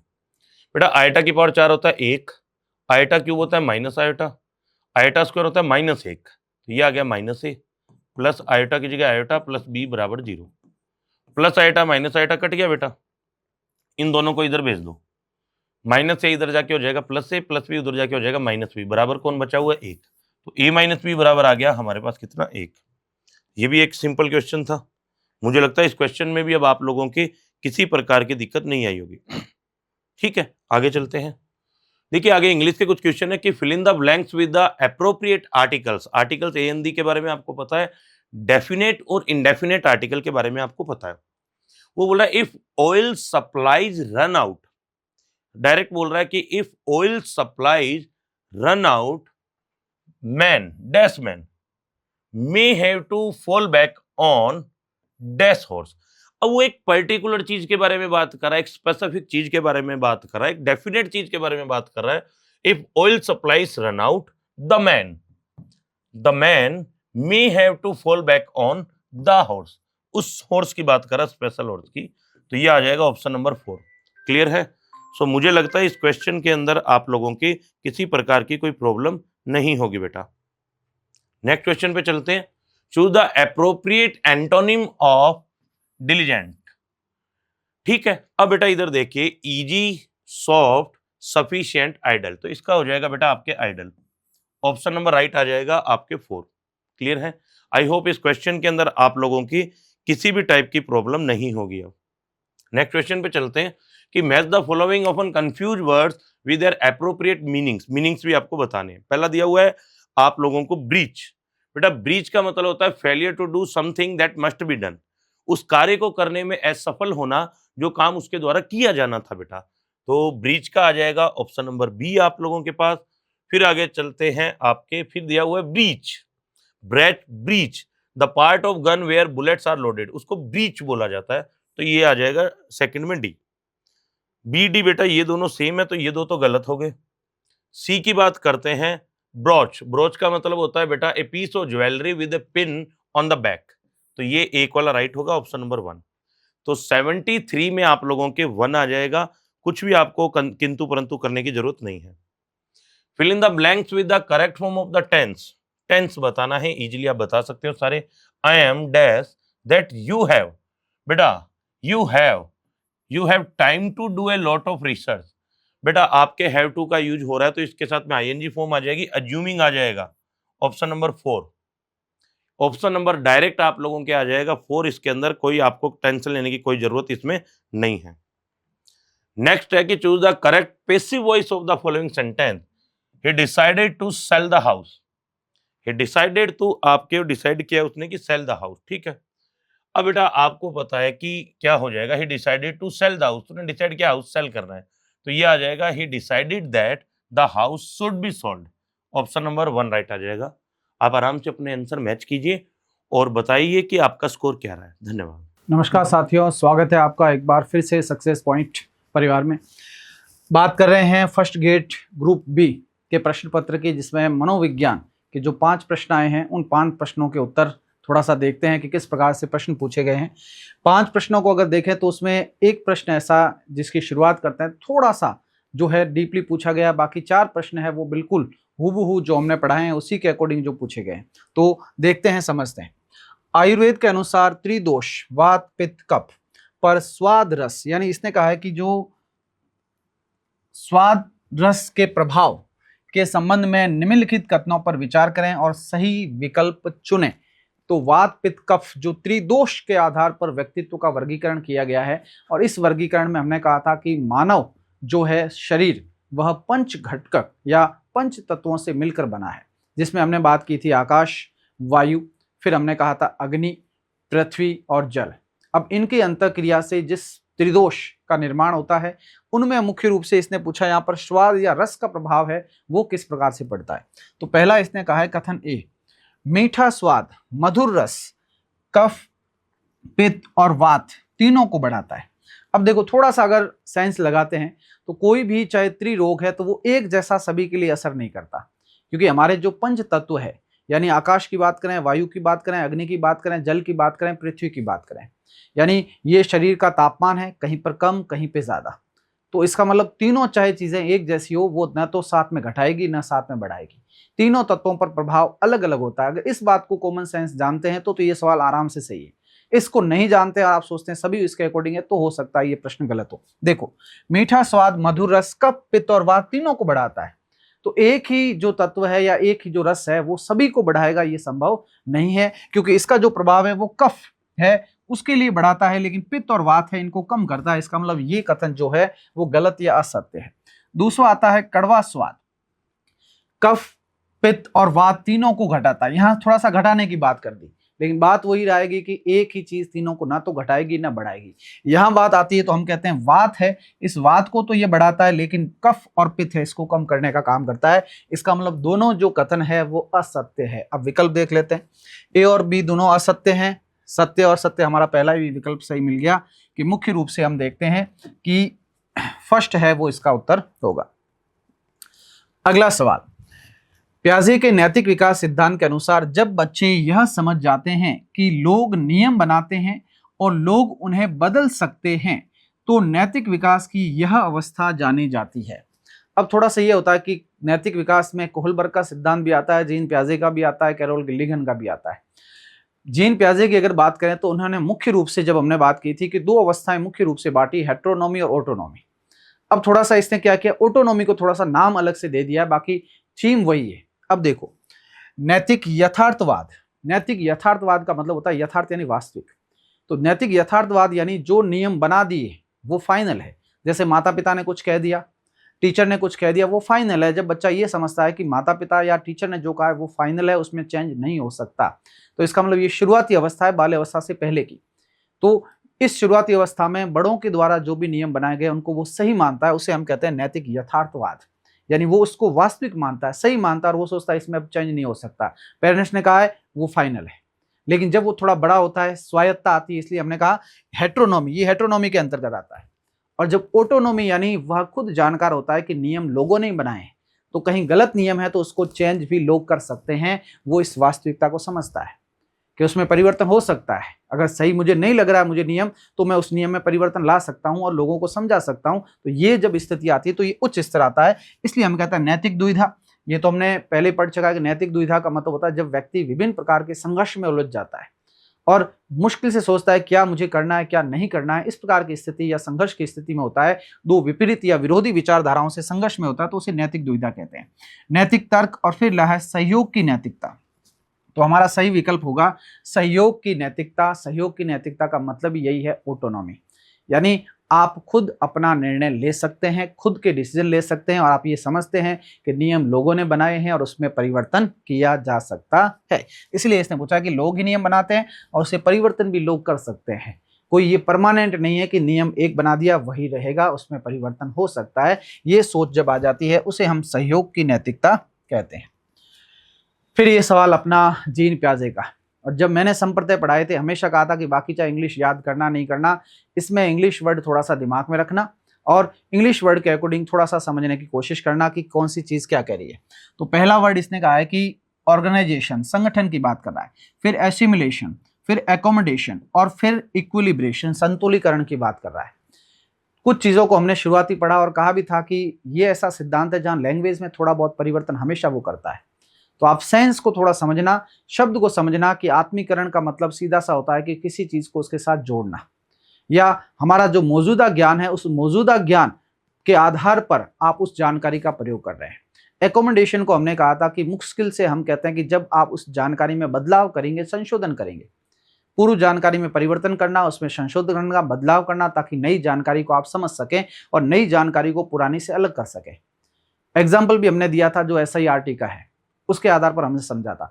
इक्विलिब्रेशन, संतुलीकरण की प्रक्रिया, इसमें जो 3 प्रकार से सवाल आए, तीनों को हमसे समझा कि अलग अलग एग्जाम में अलग अलग प्रकार से सवाल आता है। तो देखते हैं इसमें क्या पूछा है। संगठन और सामने दिए गए अर्थ आपको इससे मिलाना है।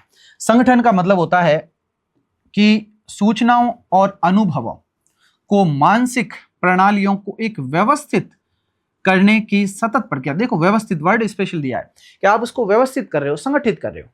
तो इस व्यवस्थित और संगठित करने की प्रक्रिया है, उस प्रक्रिया के अकॉर्डिंग हम कहते हैं कि यहां बात होती है। फिर आता है मुख्य रूप से आत्मसातकरण या एसिमिलेशन, यानी नई जानकारी को मौजूदा स्कीमा में ढालना। मौजूदा, हमने लाइन लिखी थी मौजूदा ज्ञान, मौजूदा ज्ञान का प्रयोग करना, जो आपके पास ज्ञान है उसका आप प्रयोग कर रहे हो ताकि उस स्थिति को आप समझ सको। हमने कहा था पहली बार बच्चा जब नदी देखता है तो उसको तालाब कहता है। इसका मतलब क्या कर रहा है, वो अपने मौजूदा स्कीमा को ढाल रहा है। उसको नई जानकारी कोई दिख रही है, उसको नदी दिख रही है नई जानकारी, लेकिन वो मौजूदा स्कीमा के अनुसार उसको ढाल रहा है। वो सोच रहा है ये तालाब है, वो अपने मौजूदा ज्ञान का प्रयोग कर रहा है। तो हमने एक लाइन लिखी थी, बाहरी दुनिया को समझने के लिए मौजूद ज्ञान का प्रयोग करना मुख्य रूप से जो है वो आत्मीकरण कहलाता है। फिर बात करते हैं सी, एकोमोडेशन। एकोमोडेशन का मतलब सीधा सा हमने कहा कि मौजूदा स्कीमा में बदलाव करना। देखो ये आ गया कि जो हमारे पास मौजूदा, यानी हमारे पास जो ज्ञान है, मौजूदा ज्ञान, उसमें हम क्या कर रहे हैं, बदलाव या नई जानकारी के आधार पर नया स्कीमा बनाना। हमें नई जानकारी के आधार पर हम नया स्कीमा बना रहे हैं कि नदी अलग है, तालाब अलग है, ये अकोमोडेशन। तो हमने क्या किया, मौजूदा स्कीमा में क्या किया, बदलाव किया। हमारे पास जो मौजूदा ज्ञान था क्या था कि हमने नदी को ही तालाब कह दिया, ये मौजूदा ज्ञान था, आत्मीकरण किया। लेकिन जब हमें पता चला कि मौजूदा ज्ञान है वो अलग है, थोड़ा सा उसमें क्या करना है, मौजूदा स्कीमा में बदलाव करना है, संशोधन करना है, तो इसका मतलब हमने उसमें बदलाव किया ताकि समझ सके नदी अलग है और तालाब अलग है। तो सीधा सा हमारे सामने विकल्प आ गया। फिर लास्ट आता है संतुलीकरण। संतुलीकरण सीधा सा है कि संतुलीकरण में संज्ञानात्मक स्कीमा और परिवेश से प्राप्त जानकारी के बीच क्या करना, मानसिक साम्यता की खोज करना। यानी जो हमारे पास स्कीमा और परिवेश से प्राप्त है उसके मध्य हम थोड़ा सा इक्विलिब्रेशन कर रहे हैं, यानी दोनों चीजें ले रहे हैं, संज्ञानात्मक स्कीमा भी ले रहे हैं और परिवेश से प्राप्त जानकारी ले रहे हैं और उनके बीच में खोज कर रहे हैं। इसका मतलब हमारा विकल्प जो है वो सही हो जाएगा, कूट नंबर 3। ए 3 है, बी 1 है, सी 4 है और डी 2 है। ठीक है, तो ये देख लेना आपका विकल्प नंबर सही। बिल्कुल साइंस वाला सवाल था और बढ़िया सवाल था। थॉर्नडाइक के संप्रेक्षित प्रभाव नियम के अनुसार निम्नलिखित में से कौन सा कथन सत्य है। थॉर्नडाइक का जो प्रभाव का नियम है उसमें मुख्य रूप से 1932 में संशोधन किया गया और उसी का ये रूप पूछा है इसने कि प्रभाव का नियम है उसमें 1932 में संशोधन किया गया और जिसमें ये कहा गया, क्या कहा गया, देखते हैं कौन सा कथन सत्य है। पुरस्कार से उद्दीपन अनुक्रिया का संबंध मजबूत होता है, बिल्कुल सही है ये बात, परंतु दंड से कमजोर हो जाता है, ये नहीं है। इसका मतलब ये बात तो सही कह रहा है लेकिन दूसरी बात सही नहीं कह रहा है। पुरस्कार उद्दीपन अनुक्रिया के संबंध को कमजोर करता है, ये भी गलत हो गया। ना तो पुरस्कार ना ही दंड, ये भी गलत हो गया। तो पीछे अपने आप अपना ये बच गया। कैसे समझते हैं, पुरस्कार से उद्दीपन अनुक्रिया का संबंध मजबूत होता है। तो शुरू में इसने जो नियम दिया उसमें तो कहा कि पुरस्कार से उद्दीपन अनुक्रिया का संबंध मजबूत होता है परंतु दंड इसे कमजोर करता है। लेकिन 1932 में संशोधन किया जिसे संप्रेक्षित प्रभाव का नियम या संशोधित प्रभाव का नियम कह सकते हैं। इसमें कहा गया कि दंड है वह इसको कमजोर नहीं करता है, कि इसमें कमजोर जो है, दंड कह दें, सजा कह दें, वो इसको कमजोर नहीं करेगा। ये बात जो कही गई है वो 1932 के इस नियम में कही गई है। तो इसके अनुसार हमारा चौथा विकल्प है वो बिल्कुल सही होगा। फिर प्रश्न आता है, बिल्कुल ये नया हमारा पाठ्यक्रम में जुड़ा था और ये हमने नए टॉपिक में पढ़ा है। उसका पहला पेज ही आप देख लेना, सेम लैंग्वेज आपको लिखी हुई मिल जाएगी।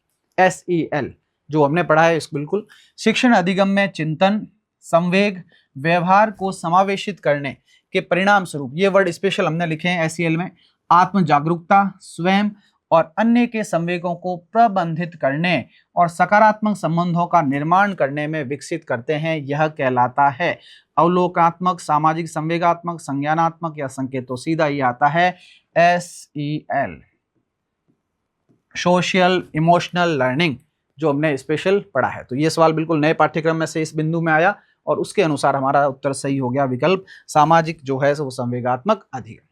तो इसी प्रकार उम्मीद करते हैं कि आपने सवाल सही किए होंगे। धन्यवाद। नमस्कार विद्यार्थियों, मनीष कुमार शर्मा आपके प्रथम प्रश्न पत्र में विज्ञान से संबंधित जो भी प्रश्न थे उनका सॉल्यूशन हम करने जा रहे हैं। पहला क्वेश्चन नंबर 11, न्यूरॉन यानी कि तंत्रिका जिसकी संरचना हमने पढ़ी थी उसके बारे में है। विचार करना है कथन क्या कह रहा है। एक न्यूरॉन में केंद्रक और कोशिका द्रव्य सहित कोशिका काय होता है। अगर आपको याद हो तो हमने इस प्रकार की संरचना बनाई थी। यहाँ पे केंद्रक बताया था, यहाँ पे कोशिका द्रव्य, ठीक है। तो न्यूरॉन में केंद्रक, कोशिका द्रव्य सहित कोशिका काय, इसको क्या बोला था, पूरे भाग को कोशिका काय। ये स्टेटमेंट एकदम सही है। प्राय प्रत्येक न्यूरॉन में एक लंबा प्रवर्ध होता है। ये लंबा प्रवर्ध जिसको पूंछ बोला था और इसको क्या कहा जाता है, एक्सोन, जिसे एक्सोन कहते हैं। और बहुत सारी छोटी शाखाएं वाले प्रवर्ध होते हैं, उंगली नुमा संरचना, जिनको डेंड्रोन या डेंड्राइट्स कहते हैं। बताया था आपको उंगली नुमा संरचना, डेंड्राइट्स, ठीक है। तो ये स्टेटमेंट भी सही है। कथन 1 व 2 दोनों सही है, ठीक है। सिंपल सा क्वेश्चन था बायोलॉजी का। अगला क्वेश्चन, व्हेल, चमगादड़, चीता और मानव अग्रपाद की अस्थियों के पैटर्न में समानता दर्शाते हैं। इस प्रकार के विकास को क्या कहा जाता है। व्हेल, चमगादड़, चीता और मानव का अग्रपाद यानी कि हाथ, इनमें सभी में ये जो हड्डियां होती है वो सेम होती है और इनको कहते हैं समजात अंग। और समजात अंग जो होते हैं ये फर्स्ट ग्रेड का रिपीटेड क्वेश्चन है। अपसारी विकास का उदाहरण होता है। समवर्ती जो होता है अंग जिनके कार्य समान होते हैं, ये अगले किसी पेपर में फिर मिल सकता है, वो अभिसारी विकास का उदाहरण होता है। तो इसका सही उत्तर अपसारी विकास होगा। अगला क्वेश्चन, बेंजीन, आपको बताया था बेंजीन रिंग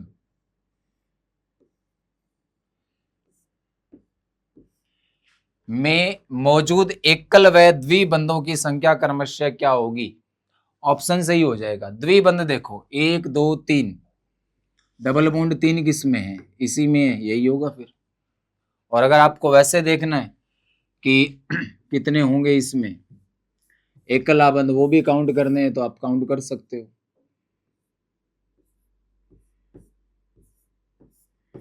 वो भी आपको काउंट करवा देंगे।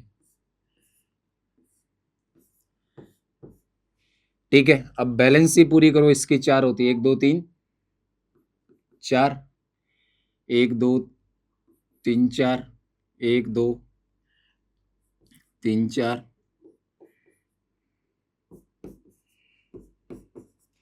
अब सिंगल बॉन्ड देखो 1 2 3 4 5 6 7 8 9, एक ये 9, ठीक है, सॉरी एक ये भूल गया था मैं, वापिस से देख लो 1 2 3 4 5 6 7 8 9, 9 सिंगल बॉन्ड होंगे, 3 डबल बॉन्ड होंगे, और वैसे सीधा डबल बॉन्ड से भी हो जाता है ये।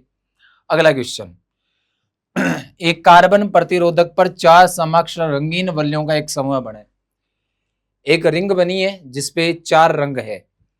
अगर अंतिम बैंड चौथा जो रंग है वो सुनहरा है तो प्रतिरोधक की कार्बन संयता प्रतिशत में होगी। सहनशीलता भी वो लिखा है इसको। देखो ये कार्बन रंग के कोड होते हैं, फिक्स होते हैं, ठीक है। अगर चांदी रंग हो अंतिम या चांदी का पूछे तो याद रखना आपको, चांदी जो होता है इसका जो सहनशीलता प्रतिशत होता है वो ±10% होता है। सोने की अगर मैं बात करूं, सुनहरा रंग, इसकी होती है ±5%, और नो बैंड या नो कलर कोई रंग नहीं तो इसकी होती है ±20%। अपने को पूछा है कौन से का? सुनहरे का, तो सुनहरे की सहनशीलता 5%। अगला क्वेश्चन, एक क्वेश्चन यहाँ पे डाला नहीं है, आयुर्वेद वाला था, ठीक है, जिसमें त्रिदोष से संबंधित बात थी कि 2 कथन दे रखे हैं आपको। ये हमारे दूसरे सर करवा देंगे, अगर नहीं करवाए तो मैं आपको बता देता हूं, ठीक है। पहला स्टेटमेंट ये कहता है कि मीठा रस जो होता है, मधुर रस, वो वात पित्त और कफ तीनों को बढ़ाता है। और दूसरा स्टेटमेंट उसमें ये है कि कड़वा रस जो होता है वो वात पित्त कफ तीनों को कम करता है, ठीक है। दोनों ही स्टेटमेंट गलत है, ठीक है। मीठा जो होता है, मधुर रस, वात पित्त और कफ, इन दोनों को तो कम करेगा और इसको बढ़ाएगा। कौन सा? मीठा रस, मधुर रस। और कड़वा रस जो होता है, वात पित्त कफ, इसको बढ़ाएगा, इन दोनों को कम करेगा। तो उसमें ये लिख रखा है कि मीठा है वो तीनों को बढ़ाता है और कड़वा जो है वो तीनों को कम करता है, ठीक है, जो कि गलत है दोनों के दोनों स्टेटमेंट। अन्य टीचर भी शायद करवा देंगे, नहीं करवाएंगे तो इस क्वेश्चन को आप ध्यान रखिएगा, दोनों स्टेटमेंट गलत है। तो अगर ये 5 क्वेश्चन देखें साइंस के तो ये इजी थे, ठीक है। पिछले ए ग्रुप वाले के कंपेयर में अगर देखें तो बायो के 2 क्वेश्चन दे रखे हैं इसमें, फिजिक्स का 1 भी नहीं दिया, केमिस्ट्री के 2 दे रखे हैं, दोनों के दोनों कार्बन चैप्टर से। तो ये थे हमारे 5 क्वेश्चन। आशान्वित तो आप सभी ने अच्छे से किया होगा। आपको अग्रिम शुभकामनाएं, और जिनका बाकी है उनके लिए ऑल द बेस्ट। धन्यवाद।